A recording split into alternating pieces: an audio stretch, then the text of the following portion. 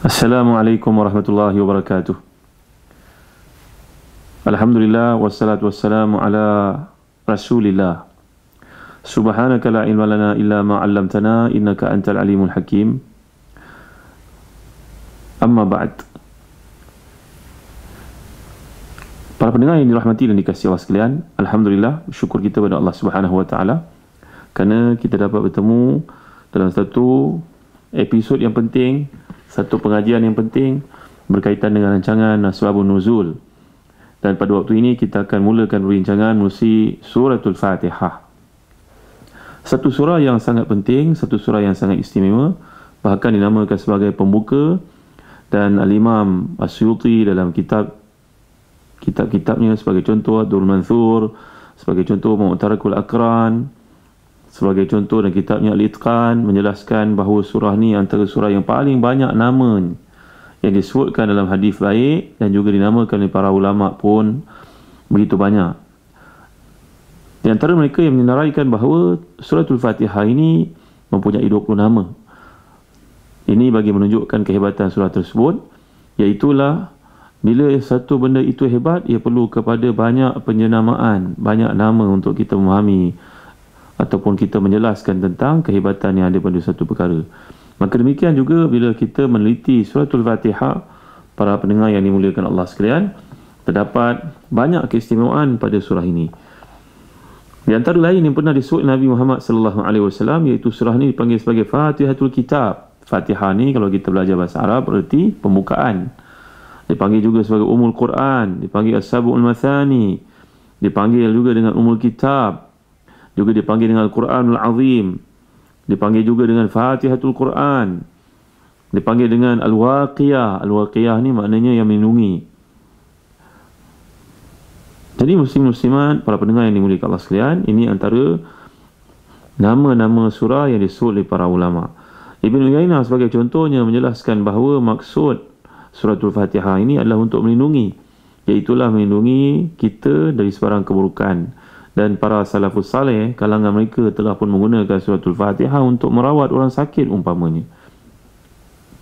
Dan bila kita melihat satu hadis sahih riwayat Ahmad, Muslim, Ibn Abi Shaybah, bahkan ramai para ulama muhaddithin mengemukakan hadis, iaitulah Allah Subhanahu wa taala berfirman dalam hadis kursi, qasamtus salata baini wa baina abdi. Qasamtus salah, aku membahagikan Al-Fatihah ini antaraku dan juga antara hamba-Ku, nisfaini, kepada dua bahagian. Wali abdi ma sa'al, dan bagi hamba-Ku apa yang diminta olehnya. Bila kita baca sebagai contohnya Alhamdulillahirabbil alamin, maka Allah Subhanahu wa taala menjawab sebenarnya. Kita dengar ataupun tidak, Allah SWT menjawab, Hamidani abdi, hamba-Ku sedang memujiku. Dan bila kita teruskan baca Ar-Rahmanir Rahim, maka Allah Subhanahu wa taala menjawab lagi, Athna alayya abdi, hamba-Ku sedang memuji aku. Dan bila kita baca Maliki Yaumiddin ataupun Maliki Yaumiddin dalam dua qiraat yang masyhur dan kedua-duanya betul, maka Allah Subhanahu wa taala akan menjawab Majjadani abdi. Bila kita kata Maliki Yaumiddin, pemilik hari kiamat, maka Allah SWT menjawab, hamba-Ku sedang mengagungkan aku. Kata Imam An-Nawawi dalam syarah Muslim menjelaskan tentang Majjadani ini merujuk kepada Azzamani, maknanya Allah mengagung. Allah mengatakan bahawa hamba-Ku sedang mengagungkan aku. Apabila kita menyebut Iyyaka na'budu wa iyyaka nasta'in, akan Kaulah wahai Tuhan tempat kami menyembah dan akan Kaulah tempat kami minta pertolongan, maka Allah SWT menjawab lagi, Hadza baini wa baina abdi wa li abdi ma sa'al. Ini adalah urusanku dan urusan hamba-Ku dan baginya apa sahaja yang diminta. Dan bila kita menyebut ihdinas siratal mustaqim, siratal ladzina an'amta alaihim ghairil maghdubi alaihim waladdallin, ya Allah tunjukkan kami yang lurus, jalan golongan yang Kau limpahkan ke atas mereka itu kurniaan-Mu, bukan jalan golongan yang dimurkai ke atas mereka ini, dan bukan pula jalan mereka yang sesat. Maka Allah SWT menjawab lagi, Hadza li abdi wa li abdi ma sa'al. Ini adalah apa yang diminta oleh hamba-Ku dan bagi apa yang diminta itu ditunaikan. Inilah tuan-tuan para pendengar yang dimuliakan Allah sekalian tentang kepentingan untuk kita memahami suratul Fatihah. surah yang kita bacakan sekurang-kurangnya 17 kali seharian dalam salat subuh, salat zuhur dan seterusnya. Setengah para ulama menyatakan bahawa suratul Fatihah ini turun di Mekah sebelum peristiwa hijrah. Dan ada juga kaul yang mengatakan bahawa surah ini turun sebanyak 2 kali dan turunkan oleh Allah SWT sekali lagi di Madinah bagi menunjukkan kepada kepentingannya. Tapi seperti yang kita sudah maklum, pandangan pertama yang mengatakan surah ini surah Makkiyah, surah ini turunkan sebelum berhijrahnya Nabi Muhammad SAW ke Madinah, itulah pandangan yang lebih rajih, makna yang lebih tepat, kerana salat sudah pun difardukan oleh Allah SWT sebelum Nabi Muhammad SAW berhijrah ke Madinah dalam peristiwa Al-Isra wal Mi'raj. Mari sama-sama kita meneliti suratul Fatihah ini, para pendengar yang dimuliakan Allah sekalian. Bismillahirrahmanirrahim. Dengan nama Allah yang Maha Pemurah lagi Maha Pengasihani. Alhamdulillahirabbil alamin.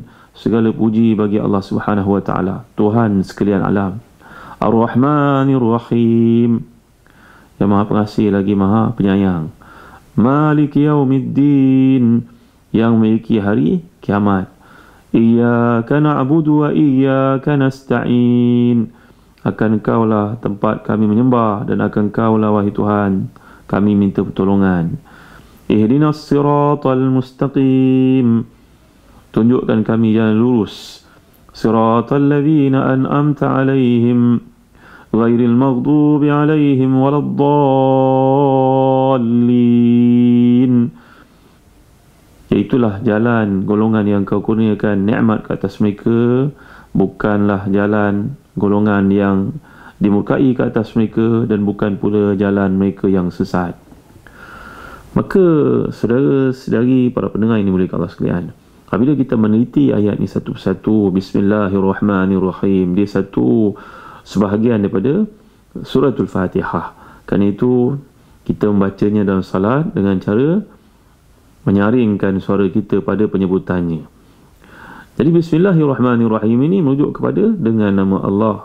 Maknanya memulakan segala sesuatu itu dengan nama Allah. Kalau kita belajar bahasa Arab, di sini ada takdirnya, iaitu takdir abda wa aqra. Maknanya aku mulakan ataupun aku membaca dengan nama Allah yang Maha Pemurah lagi Maha Pengasihani.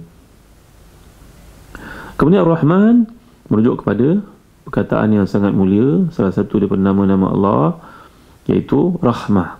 Rahmah ni bererti kasihan belas, kasih sayang, ataupun ar-riqqah ataupun ar-ra'fah, yang merujuk kepada Allah Subhanahu wa taala punya sifat rifq, maknanya satu bentuk kasih sayang yang amat hebat yang menyebabkan setiap kita dapat menikmati kehidupan di dunia, sama ada di kalangan makhluk ni beriman ataupun tidak. Ar-Rahim, kata setengah para ulama tafsir, ia merujuk kepada kasih sayang Allah khusus untuk orang-orang yang beriman di akhirat kelak. Artinya, bagi mereka yang tidak beriman, yang ingkar pada perintah Allah Subhanahu wa taala, di dunia dia mendapat habuannya, tetapi di akhirat tiada tempat baginya. Kemudian Alhamdulillahirabbil alamin. Segala kesyukuran itu adalah bagi Allah Subhanahu wa taala. Bayangkan, kata Muhammad Mutawalli Sya'rawi, seorang mufassir yang hebat dari Mesir, perkataan ini sangat mudah untuk diungkapkan, mudah untuk disebutkan. Artinya sama ada seseorang itu orang kaya ataupun miskin, seorang itu orang pandai ataupun tidak, Allah mengajar untuk mengungkapkan tanda syukur ini pada 2 kalimah saja, Alhamdulillah. Kata beliau lagi, bayangkan kalaulah perkataan seperti ini tidak diajar oleh Allah Subhanahu wa taala untuk mengungkitkan, menerbitkan rasa syukur kepadanya, maka tentulah seorang profesor di universiti yang mempunyai kebijaksanaan mengarang ayat akan menulis berjilid-jilid perkataan bagi tujuan memuji Allah Subhanahu wa taala. Sedangkan seseorang yang tidak belajar tinggi seperti seorang profesor itu akan mengalami masalah untuk menggunakan perkataan yang tepat bagi tujuan memuji Allah Subhanahu wa taala.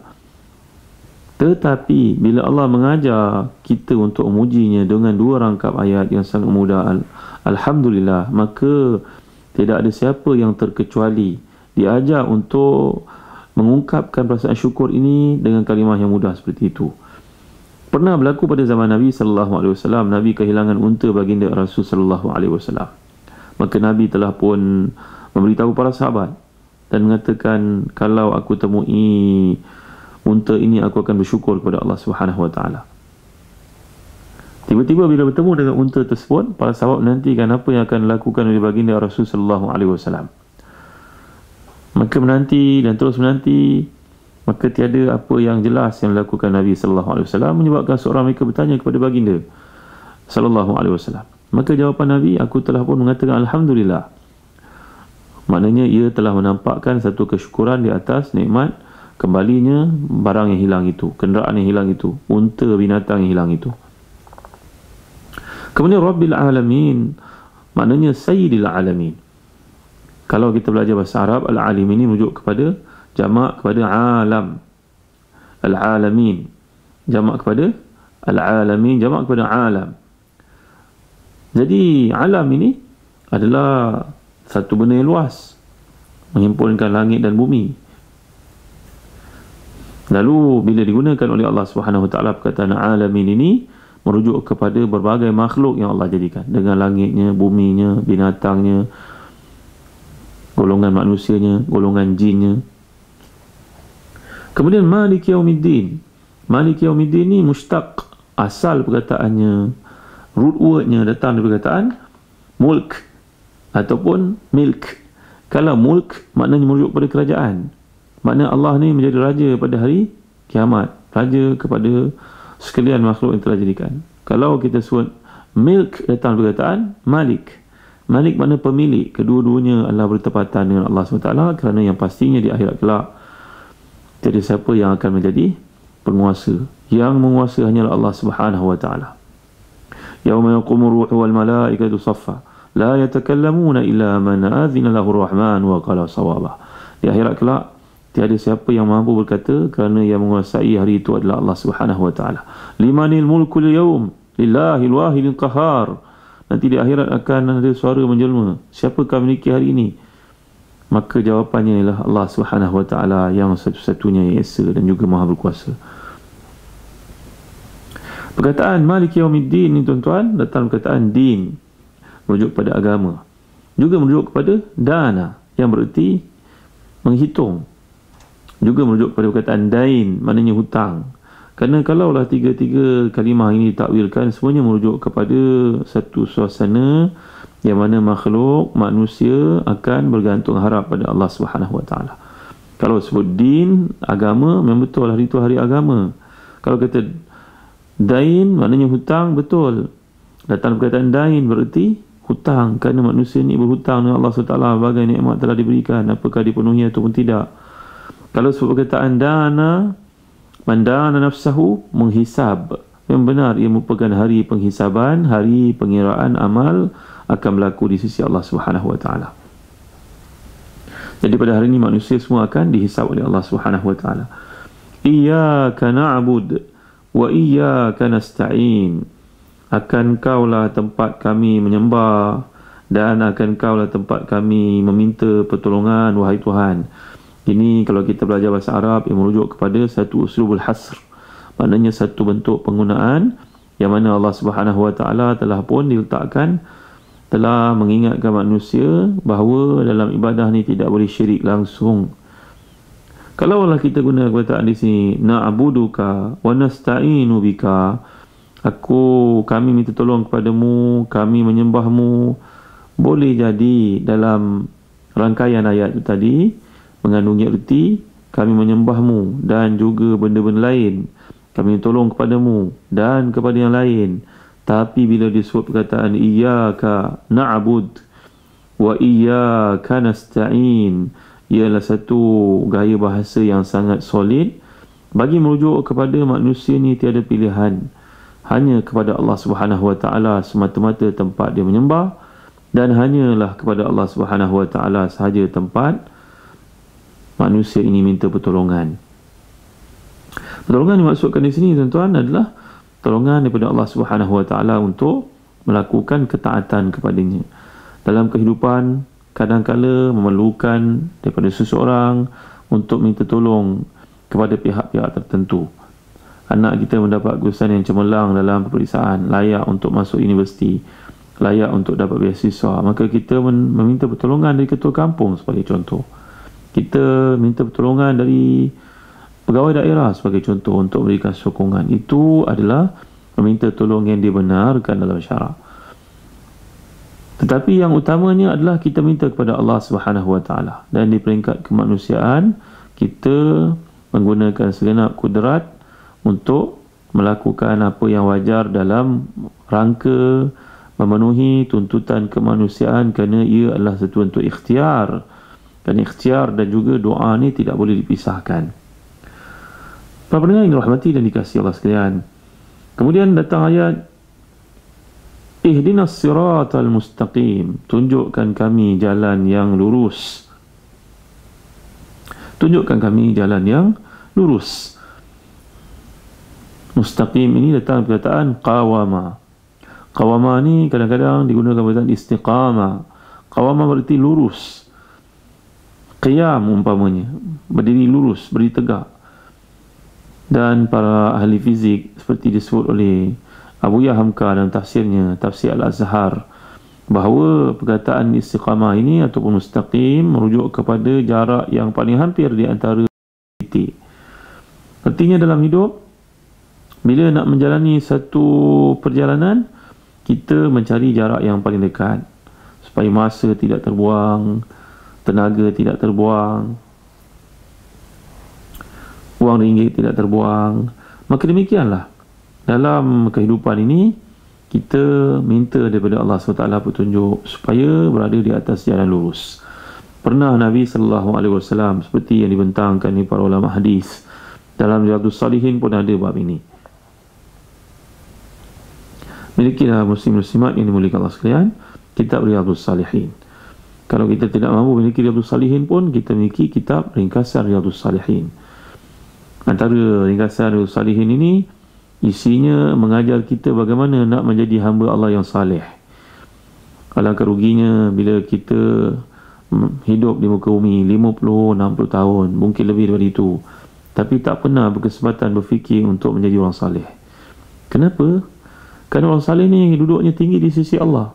Itu sebab dapat kita lihat dalam ayat Allah Subhanahu Wa Taala menerusi surah An-Nisa, وَمَا يُطِعِ اللَّهَ وَرَسُولَ فَأُولَٰئِكَ مَعَ الَّذِينَ أَنْعَمَ اللَّهُ عَلَيْهِمْ مِنَ النَّبِيِّينَ وَالصِّدِّيقِينَ وَالشُّهَدَاءِ وَالصَّالِحِينَ وَحَسُنَ أُولَٰئِكَ رَفِيقًا. Barang siapa yang taatkan Allah dan taatkan Rasul, maka mereka akan berada bersama dengan para anbiya, para siddiqin, para syuhada dan juga para salihin.